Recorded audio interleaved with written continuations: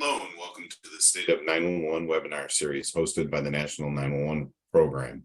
My name is Brian Tegmeyer and I'll be the moderator for today's session. This webinar series is designed to provide useful information to the 911 community on the advancement of 911. The National 911 Program strives to bring you federal, state, and local leaders in public safety to share valuable information.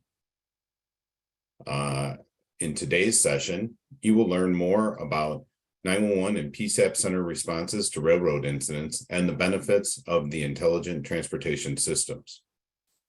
For closed captioning, hover at the bottom of the Zoom screen for meeting controls and click CC to start viewing closed captioning.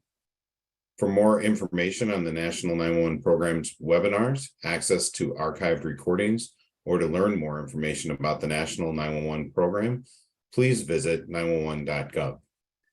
Feedback or questions can be sent to the National 911 Program email at nitsa.national911@dot.gov.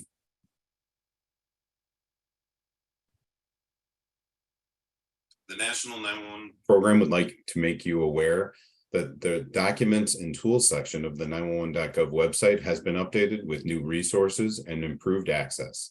911 stakeholders are encouraged to submit links and documents that would be of use and interest to 911 colleagues, including policy documents, plans, and reports across several topics, including governance, management, technical operations, standards, and best practices.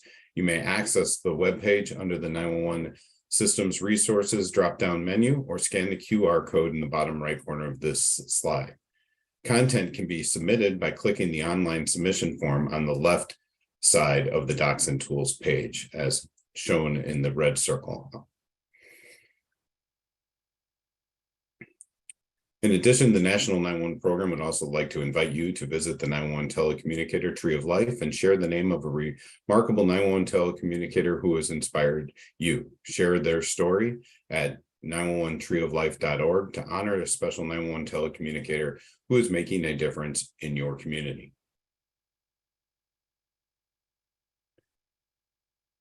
Please note that all participants' phone lines have been put into a listen-only mode, and this webinar is being recorded. The webinar will be shared after today on 911.gov. To ask our questions of our presenters, feel free to take one of the two actions.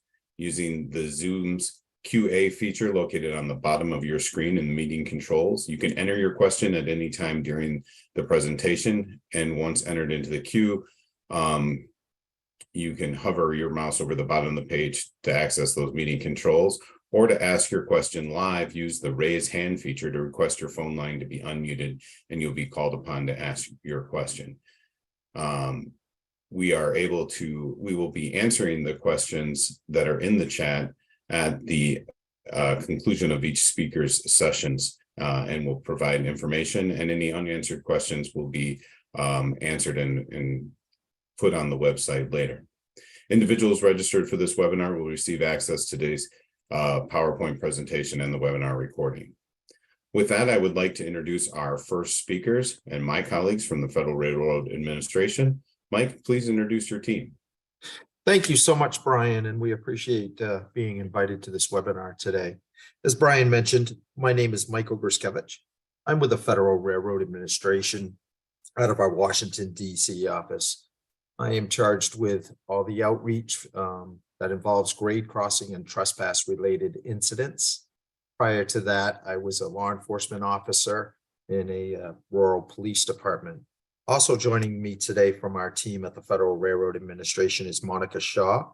She's a transportation specialist that for the Federal Railroad Administration. She too also coordinates all our trespass prevention programs, grade crossing prevention programs. She's a project manager that oversees our Operation Lifesaver grants. In addition to that, Monica is a key partner in the law enforcement and suicide prevention grant program that we have. In addition to Monica, Raquel Wright will be speaking to you today. Raquel Wright has been with the US DOT since 2006. She holds a bachelor's in science. Raquel is our GIS specialist. I'm sure many of you will want to stay tuned to Raquel's GIS presentation that will begin shortly in a few minutes. You could go to the next slide.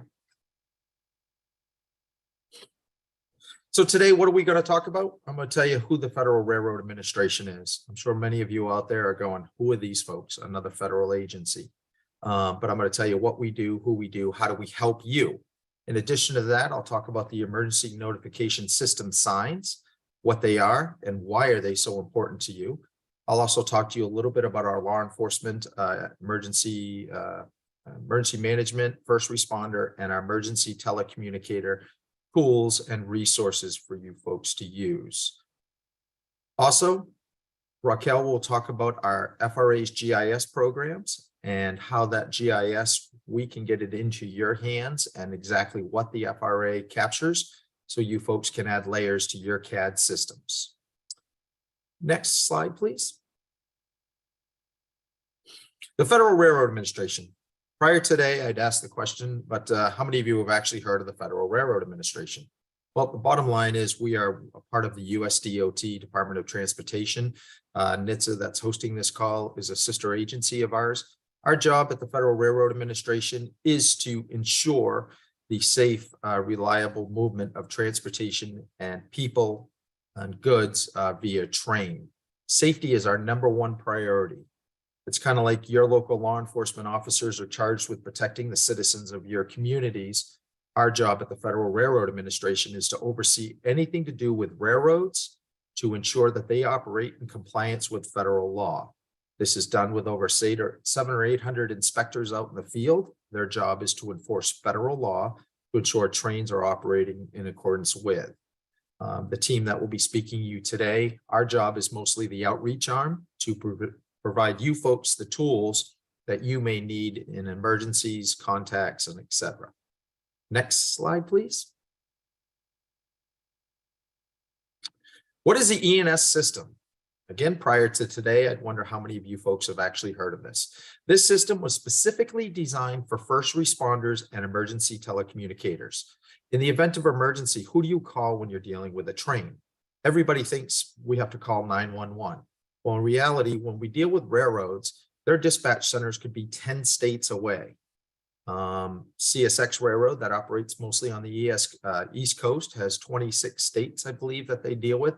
Their dispatch centers in Jacksonville, Florida. So if they have an issue in Vermont, you really can't call 911 to get a hold of the railroad. So the federal government, mostly under Monica and myself office, we created what is known as the emergency system, emergency notification system sign. This sign is placed at every highway rail grade crossing in the United States. It is a blue sign with very important emergency information.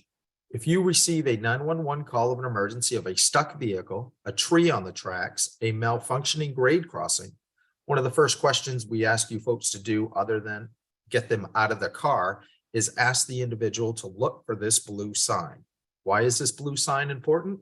This blue sign has a toll-free 1-800 number that under federal law must be answered 24/7 by a live person. On that sign is a unique DOT number. It's kind of like the VIN in a car. Every grade crossing in the United States has a DOT number. I'm sure you folks have seen them on the side of commercial vehicles, tail numbers on planes. Well, we have them for grade crossing. That DOT number is specifically assigned to that grade crossing. By you folks calling the 1-800 number, will stop the trains or get the railroad the quickest means. They will ask you what USDOT number you're at. You will provide them that unique number. Some of you may say, well, I have a small town. Why does it matter? We've had several instances of a 911 operator calling a railroad saying, can you please stop your trains, Main Street, USA?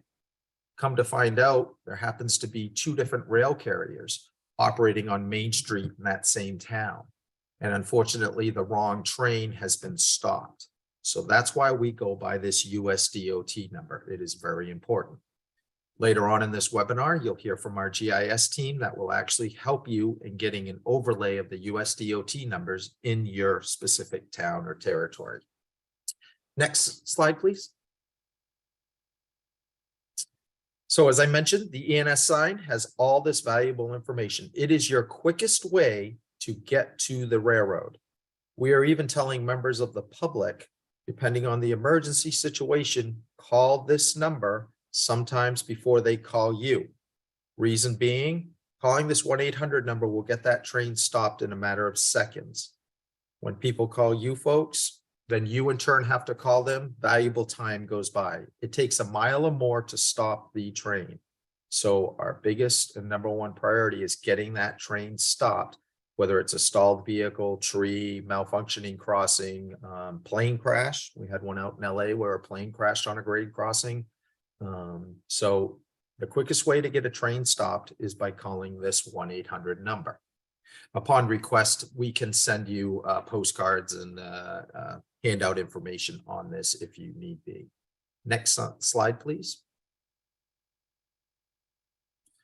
What are some other tools? FRA has created the state laws app that does specifically talk about the laws in your particular area in relation to railroads. These laws are your state laws. We do have federal laws. However, most average law enforcement cannot enforce state laws, but we do have state laws that we work with. Some of you may ask, well, why is this important? I'm a 911 operator. Under federal law, if the railroad does not respond by quickest means to your notification, whether it's an emergency or a malfunction, you folks are considered a credible source. So we pull your log records. We show that you called the railroad for whatever reason, did not respond in a timely manner. Believe it or not, that is against federal law. So that's why we work very closely with you folks. We've also developed what is called the locator app. The grade crossing locator app, if for some reason your GIS system goes down and you need to find an emergency situation information on a highway rail grade crossing, you can actually download this app using your phone's internal GIS system. It will tell you the emergency information closest to you. In addition to that, we develop an informational video series. These series specifically was designed with the 911 operator in mind. My family has two 911 operators in our family. They both have served over 30 years in the 911 field. And they're the ones that actually got me involved in developing a specific video series for you folks. I do believe you are the true first responder. You are the first line of help. When that person calls you, your decisions affect a lot of things that are happening after the fact. So stopping these trains, we developed this video to instruct you on how to stop the trains by quickest mean. What is some pre-planning activities that you can do to get these trains stopped quicker? Please take a look at our video series, and then by request, I can actually send you on a thumb drive these videos. Lastly, FRA is partnered with NLETS, National Law Enforcement Terminal System. And if you could go to the next slide, I'll talk a little bit about that. Every one of you folks, I believe, have NLETS located within your 911 system. Basically, every state has been given the right that you folks can run a USDOT number. It'll give you the location, emergency contact, railroads, etc. However, it is my understanding it is up to your state to check a box or uncheck a box to get that down to your local PSAP. So if you do not have this system accessed at your PSAP, I would tell you to start with your state NLETS coordinator. If that, for whatever reason, there's an issue, please feel free to contact Monica or myself and we will help you. But the NLETS is just important in case, God forbid, that you don't have the information handy. Somebody could just give you a DOT number. You could actually run it in NLETS, and you see on the screen, this is the emergency information that will come back to you. Next slide, please. As I mentioned, the Rail Crossing Locator app, these tools here are specifically designed to locate a grade crossing within your territory. It'll provide you not only the US government's information on the grade crossing, but more importantly, the 911, it will assist the 911 operator in the 1-800 number in getting a hold of the railroads by quickest means. It's available on just about every platform. Next slide, please. And as I mentioned, the video series for our first responders, web link will be provided. I believe a PDF of this presentation will be provided to you folks. So if you do need hard copies of these, please reach out to me or to Monica and we will get you those. Next slide, please. This web page is specifically designed for you first responders. It talks about all the information that I've mentioned in here. And then more importantly, if you would like some outreach material from us, you can reach us through this web page. We strongly recommend pre-planning, saves a lot of time in the event of an incident. I do understand that some of you may never deal with an incident, or however, some of you may only deal with one incident in your whole career. Within the United States, every 3 hours, someone is struck by a train, whether they're in a car or an automobile. Grade crossing crashes, we have over 3,000 a year. Trespass/suicide incidents, we have about another 1,000 a year. Fatalities and such are well over 1,000 a year all combined. So these events do happen, although thank God they are rare. But when they do happen in your neck of the woods, it is a catastrophic event. It will tie up all your resources. The train will block several grade crossings, and then of course the investigation that follows. So please visit these websites to get the resources that you may need. Next slide. I'm going to turn it over to Raquel Wright. She's in turn going to talk about our GIS program and our GIS layers. Raquel. Thank you, Mike. Good afternoon. I manage the GIS program, and I could probably do a deep dive in the GIS for like an hour. But today I'm just going to really talk about getting access to the data and some data that might be important. I'm assuming that you guys have somewhat of a GIS background, and I'm hoping you do. But we'll go to the next slide. First thing I'm going to talk about is the North American Rail Network. This North American Rail Network, right now you're just seeing main lines in the class ones, but we have the North American Rail Network has every single line in the United States. It's really all of North America, but I think for this purpose, what you can do is you can download the data and it gives you information about the network. Next slide.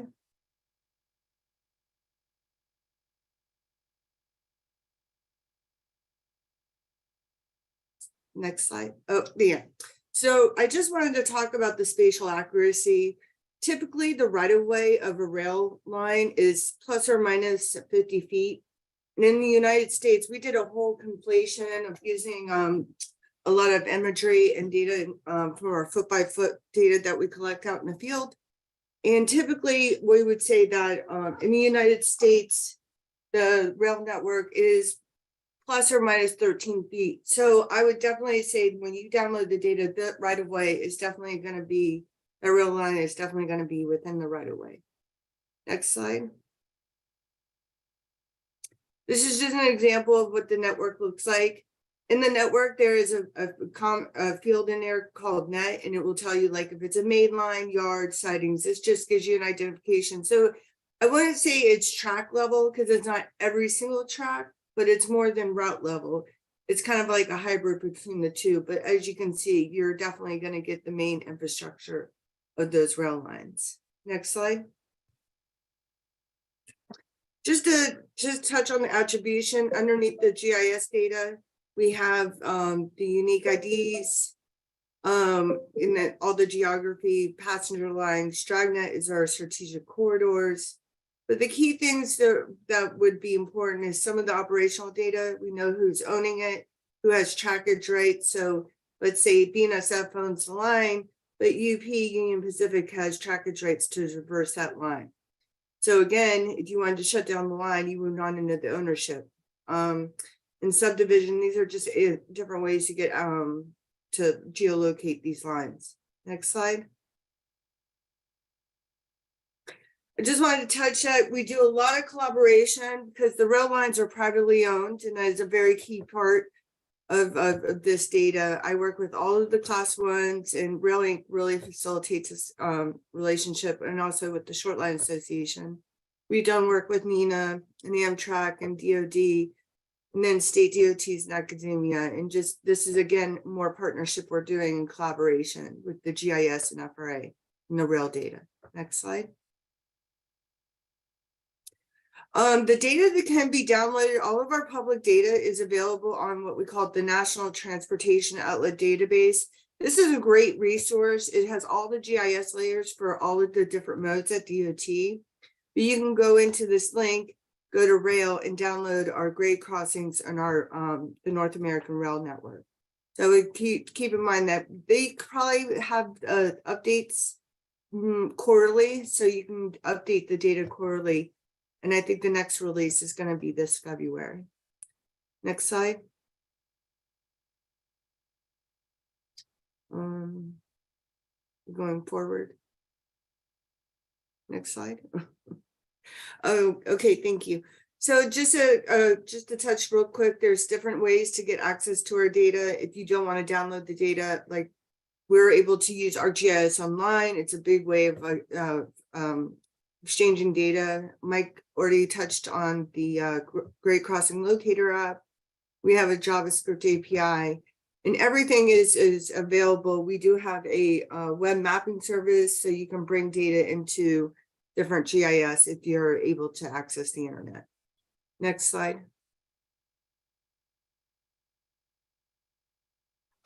Also on our DOT page, we under the railroad network development, there is a link called Maps. You can get access to our different data sets and be able to access our JavaScript APIs or the inventory, or download the data, direct you to the NTAD to download the data. Next slide. Again, I did touch on this. This is our our web mapping services. All of our data, the crossings, mileposts, rail lines, among other things, are available through these services. Next slide. This is just an example of what the grade crossing data looks like. The actual underlying data for the grade crossing, there's hundreds of attributes. I probably pull about 20 to 25 attributes out. There's also a web link in there that you can actually generate the actual inventory report that we get access, well, that the railroads or the state DOT provides to DOT to us for the grade crossings, but it has every single grade crossing that's available. And this is available and downloaded on the BTS website as well as the NARN. And next slide. We do have a milepost layer. It is not available for download. And the reason why is we have many 911s do this. We just have them agree to the data disclaimer. Because the rail industry is privately owned and mileposts can change very quickly, they can do their mileage, change it anytime they want.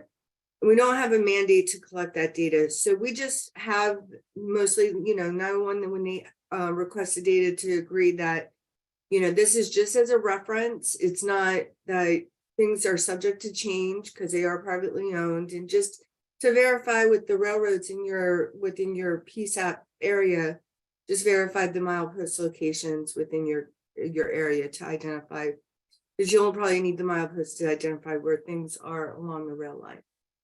Next slide. And I think that's it for now. Thank Okay. you, Raquel. Oh, sorry, Brian. Oh, no, thank you, Mike. So we got some questions while this was going on, and I just want to work through them for everyone to hear. But the first question, I think that Mike, you answered in the chat, was they've noticed that the signs are small and you can't see them from a distance. And Mike, your answer was that's established, the sign size is established by the federal law, correct?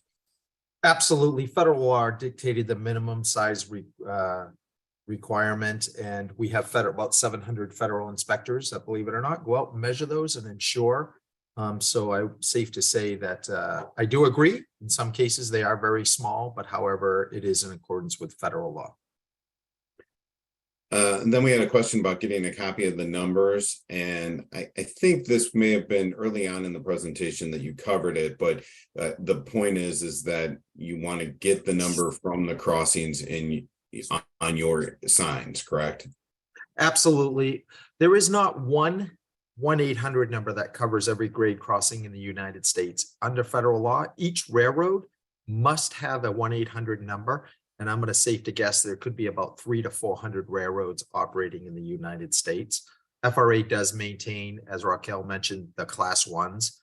What are class ones? Class ones are railroads that usually operate in 20 to 30 states. There's only 6 class ones in the United States plus Amtrak.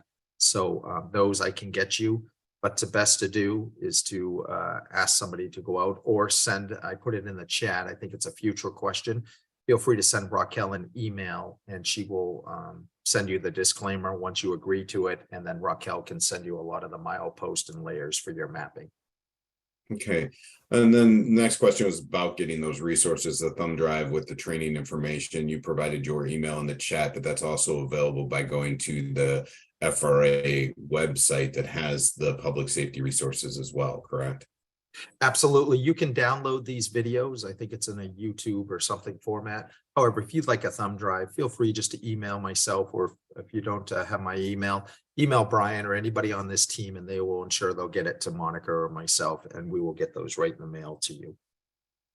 Yeah, perfect. And again, yeah, the NHTSA at National 911 email, if you don't have another email, that was on the beginning slides, and I think it'll be our contact information at the end will be on the slide deck, and we will get you to Mike and his team.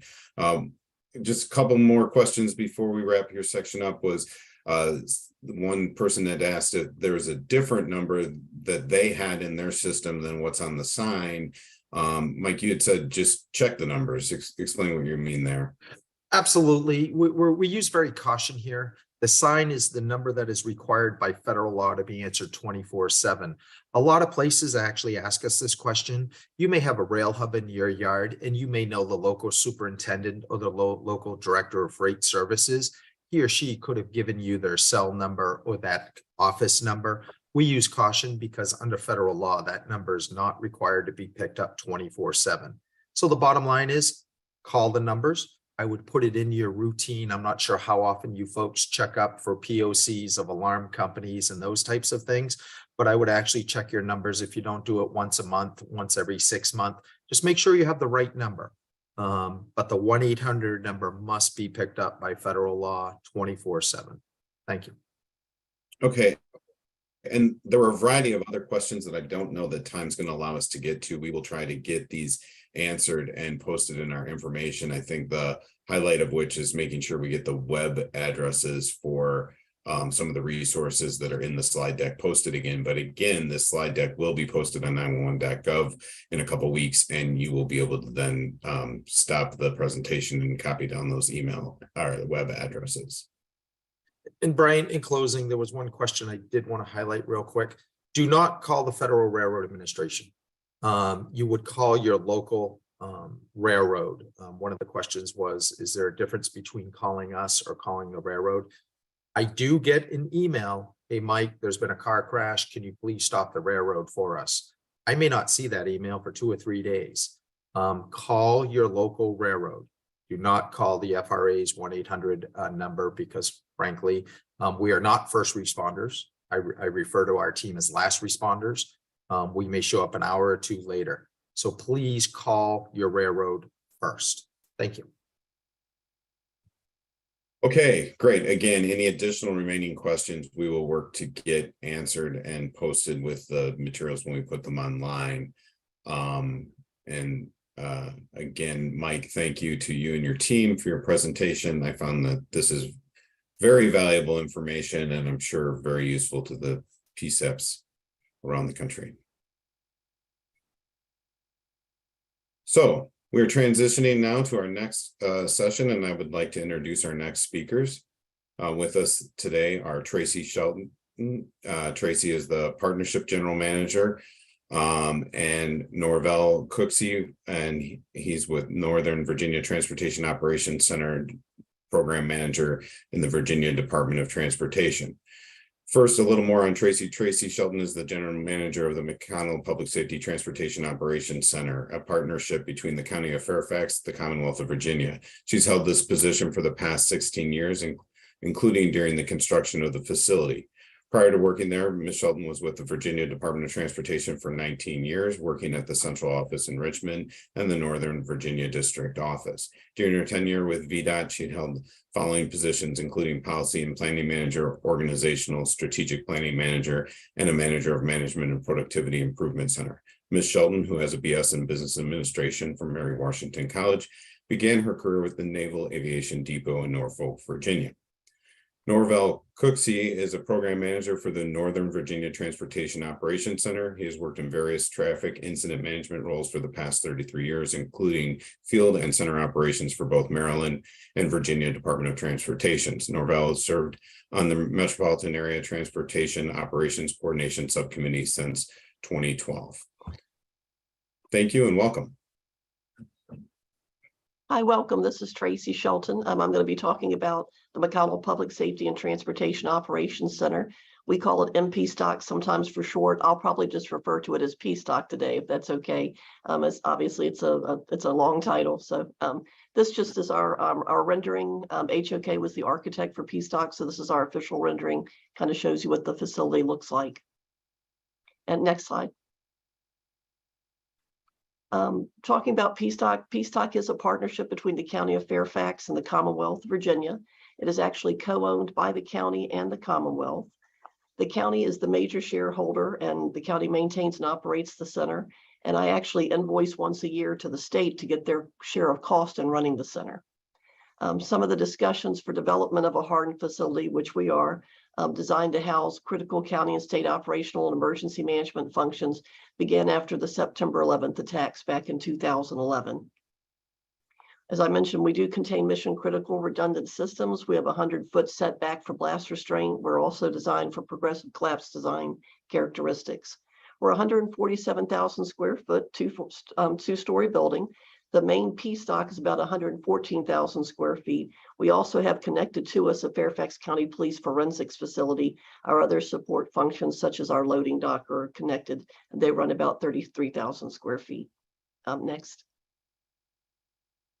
Some of the benefits of having everybody here together, and I'll talk about who's here in just a moment.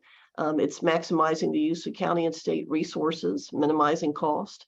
It allows local and state transportation and public safety agencies to engage in cooperative planning, investment, and operations. It enhances the delivery of public safety services. It helps manage the response to and recovery from major emergencies, and it improves traffic congestion management. Next. These are our occupants, and we do have a lot of county and state folks here. We also have support functions, which I won't address unless there's questions about that. But our main operational agencies are the County of Fairfax Department of Public Safety Communications, and this is our 911 center. It's the largest 911 center in the Commonwealth of Virginia. We also have the County of Fairfax Department of Emergency Management and Security here. On the state side, we have the Virginia Department of Transportation Operations Center for the Northern region, and you can see the counties there. We also have Virginia State Police, Division 7 Communications Center. And then I had mentioned previously, we have a Fairfax County Police Forensics facility attached with us. They're separate from us operationally, but we say they're part of our family, and we do engage with them on some public safety issues. Next slide, please. Even though we're going to be talking about our operations floor, which is the biggie, I wanted to just put one slide in here to mention that we do have the Fairfax County Emergency Operations Center here on site. It's basically a facility within our facility. It's overseen by the Department of Emergency Management and Security. It's about 3,600 square feet. It can activate to 24/7, which just like us, we're a 24/7 operation here at PSTOC. When it is activated, there's representatives from all the county agencies, as you can see, as well as nonprofit federal partners. I just mentioned some of our county representatives would be police, fire, emergency management, public affairs, that sort of thing. Some of our other partners include Red Cross, VDOT, WMATA, federal partners, and National Weather Service, just to give you an idea about the EOC. Next slide. What we're talking about today is mainly our communications center. We call it our ops floor for short. And again, it's 24/7. This is where we have the county and the Commonwealth partners co-located. It's about 12,000 square feet, so it's a pretty large area. We have a raised platform in the center of the room, and that's where the partner supervisor sits, allows them to collaborate and communicate and discuss issues with each other if needed. This is where we have 5 different entities. We have Virginia State Police. You can see that's the call taking, dispatch support. If you're local, that's going to be our pound 77 number for state police. VDOT's Traffic Operations Center, signal system and support. Again, we have Fairfax County's emergency, non-emergency call taking. We have the Fairfax County Fire Dispatch and Fairfax County Police Dispatch as well. Next slide. This is just basically an overview before I show you a couple of photos of the floor. You can look to the far right, you'll see where it says VDOT State Police, and everything is color coded by agency. So you'll see VDOT and State Police are co-located together. That's because they're the state functions and they work together a lot. They're looking at the VDOT video wall, which you'll see in a moment. You can see there's like a white line there. Everybody's facing that wall. At the bottom, you see a space for the 911 call takers. To the left, you see the 911 police dispatchers. And then at the top, you see 911 fire dispatch.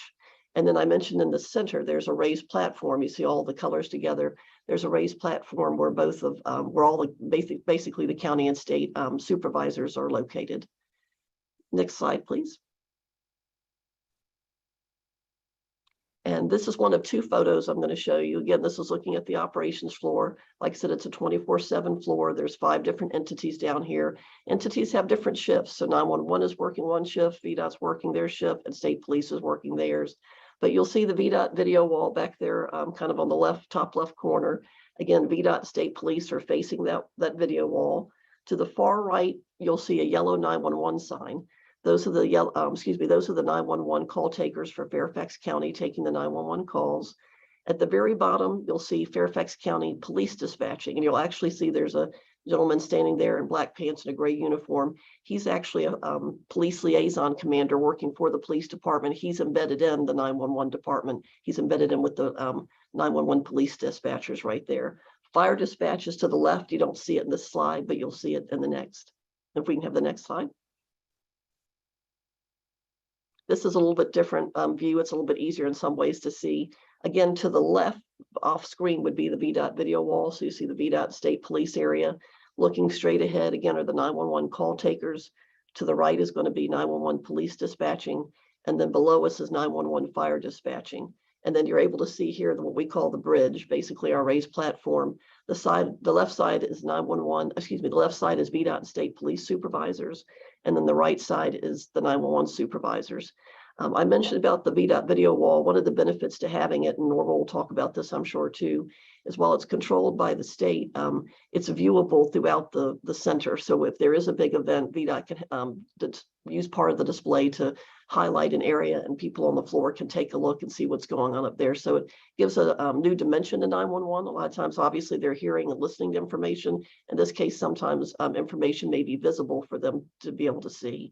If there's pursuits going on, occasionally they would be able to see something like that as well. So that's just, again, a highlight, basically, or a quick overview of PSTOC. And I'm going to turn it over to Norval at this point. So you can go to the next slide. And I'm going to talk a little about co-location in a PSAP and why it's important to have transportation embedded in your operation. Go to the next slide. So this gives another view of the video wall. We have 500 cameras in the Northern Virginia region. Now, Northern Virginia has 5 regions. I'm sorry, Virginia has 5 regions. Northern Virginia is the smallest, but has the biggest traffic impact and the most incidents. Our cameras that are usually connected via fiber, but we do have some that are out on a cellular modem. So we can pretty much put a portable camera anywhere we want. So if there's a special event that we need to monitor, we can take one of our mobile cameras and stick it out there and be able to beam the image right back to this wall. When you're on the floor, you get instant information from all our ITS devices. All you have to do is come up and ask the supervisor on duty, whether it be you're working a hazmat incident and you need to know what our nearest road weather station readings are, wind speed, wind direction, atmospheric pressure, all that, we can get that data for you instantly. And the video wall is run by RGB. It's a Galileo client, 36 55-inch displays that are, they're 9x4. So 4 down and 9 across. Next slide. So this is a typical view of a camera that's completely zoomed all the way out. We have a PTZ where we can zoom up, down, and out all directions. We can manually open and close the iris to match lighting conditions. That's very important at night because if the headlights that are coming towards the camera will pretty much make the whole screen turn white and you can't see. So we can close that iris up to dim some of that extra light out and see actually what's going on. The cameras do automatically switch to black and white at night. It just makes it easier viewing. They run them 15 to 30 frames per second. TV quality is usually right around 60. But for us, it's they're not security cameras. They are traffic monitoring cameras. We typically are just looking for what lanes are blocked and what's involved. And we absolutely do not record. I don't have the staff to answer all the FOIA requests that would come in for, I want all camera footage for this camera from this date to this date from 300 attorneys. So we do not record. Next slide.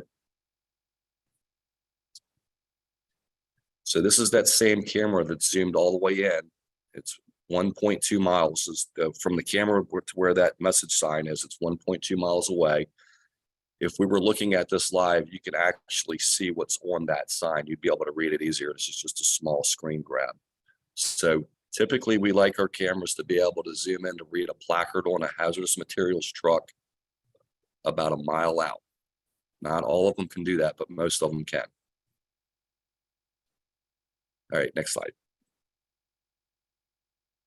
So this is one thing that we can do to the video wall. We can grab one of the cameras up there and make it as big or small as we want. So we have one incident. You can see 2 different camera views where we call it quadding, where we use 4 of the monitors to look at one image. So you can see the car there on the left, and then you can see the fire response for that same car accident on the right. If we wanted to, we can take one image and put it on the whole wall and blow it up. So you're just looking at one camera. Okay, next slide. So now we get into CAD alerts that we get. Talking on the phone takes a lot of time. We typically in transportation don't like to take phone calls or make phone calls just because it chews up, as everybody knows, we don't have specific call takers in transportation like they do in 911 centers. So we like to get our information straight from the CAD. You're already entering it in, and then it gets pushed to us, and this is what it looks like for us. We can determine if it's something that's transportation related. So if you go to the next slide. Now here's something that's transportation related. We highlighted it, and you can see the details that we can see exactly what's going on, and it says it's not blocking traffic. So we can ignore that. We don't have to turn wheels on that to send an SSP out for something that's not blocking traffic. If it was blocking traffic, we just hit the button on the lower right where it says generate new incident. That'll ingest all that data that's already been put in, including the location, and it'll create an incident in our ATMS platform for us to work. And then we can throw signs out for it and get, transportation wheels turning. Next slide. Okay, this is my contact information. But before we go to questions, I want to just say it out there that if you're remodeling, building a new PSAP, and if your state, well, almost all states have a TIMS program, consider inviting them to the table. They might be able to provide additional funding initially and contribute to the annual maintenance costs just to have a seat on the floor. And I can tell you that I've been in 2 different operations where we were on the 911 floor, one in Frederick, Maryland, and here in Virginia, and it's a world of difference for transportation.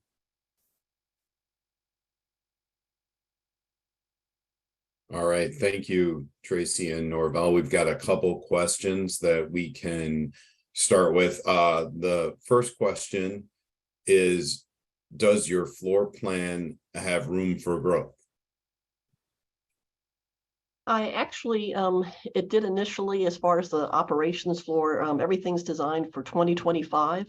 And 911 does have some growth opportunity down there. VDOT and State Police, I think, and Norval, you can elaborate on that if you want. I think are pretty close. It's obviously they're a smaller footprint, so they're pretty close to being full at this point. As far as the office space and other parts of the facility, those are pretty much managed by the agencies. And at this point, I think they're basically full, I guess is the way to put it. But 911 does have a little bit of space left. Yeah, I have one workstation left that is vacant, but that's going to be taken soon by a workszone coordinator position. Yeah, and I didn't mention, again, we've been here since, gosh, about 2008 is when we had substantial completion. So we've been here now, again, for about 16 years. It took about 1.5 years to get all of the agencies in. 911 actually went live in the fall of 2009. Again, so it took a while, about 1.5 years to get the center up and running, the EOC up and running, and each of the agencies went in on the floor live at different times.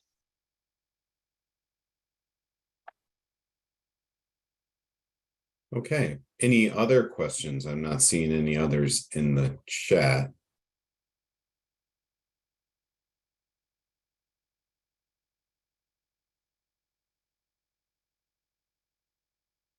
Well, not seeing any. I'd like to thank all of our speakers today for 2 great topics and sessions. And this will conclude our webinar. We appreciate everyone's participation, and as a reminder, an archived version of today's webinar will be available on 911.gov soon. Our next webinar will be an update from the National 911 program, and that will be held Tuesday, March 14th at 2023. We hope that you will be able to join us. And with that, thank you and have a great day.